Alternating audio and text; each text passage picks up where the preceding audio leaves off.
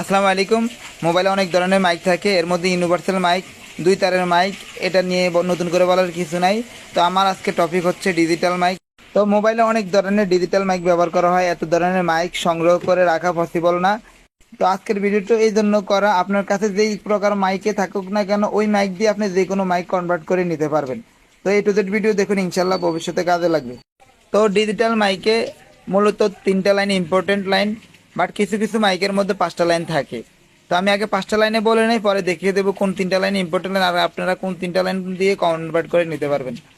তো প্রথমে লাইন, এক নম্বরের লাইন হচ্ছে ডাটা আউটপুট, দুই নম্বরের লাইন হচ্ছে লেফট রাইট, তিন নম্বরের লাইন হচ্ছে গ্রাউন্ড, চার নম্বরে হচ্ছে ক্লোক, আর পাঁচ নম্বরে হচ্ছে বিডিডি। তো এখানে তিনটা লাইন হচ্ছে ইম্পর্টেন্ট, এক নম্বরে গ্রাউন্ড লাইন, আর দুই নম্বরে ডাটা আউটপুট, আর তিন নম্বরে বিডিডি। এই তিনটা লাইন দিয়ে আপনারা মোবাইলের মাইকের কাজ চালিয়ে নিতে পারবেন।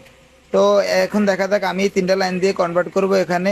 তো দেখতে পাচ্ছেন এখানে 5 লাইনের একটা মাইক, তো আমি এখানে 3 লাইনের মাইক দিয়ে এটাকে কনভার্ট করব। তো নিচে দুইটা, এই দুইটা লাগাচ্ছি, এই দুইটা লাইন হচ্ছে, একটা হচ্ছে ডাটা আউটপুট আর একটা হচ্ছে বিডিডি। আর উপরে তিনটা, আর নিচের মাঝখানেরটা, এই চারটা হচ্ছে গ্রাউন্ড লাইন। তো আপনারা মাইক লাগাতে অবশ্যই আগে গ্রাউন্ড লাইন খুঁজে বের করে গ্রাউন্ড লাইনটা আলাদা রেখে আর বাকি যে দুইটা লাইন থাকবে এই দুইটার মধ্যে একটা হবে ডাটা আউটপুট আর একটা হবে বিডিডি লাইন। তো এইভাবে লাগিয়ে দিলে ইনশাল্লাহ কাজ হয়ে যাবে।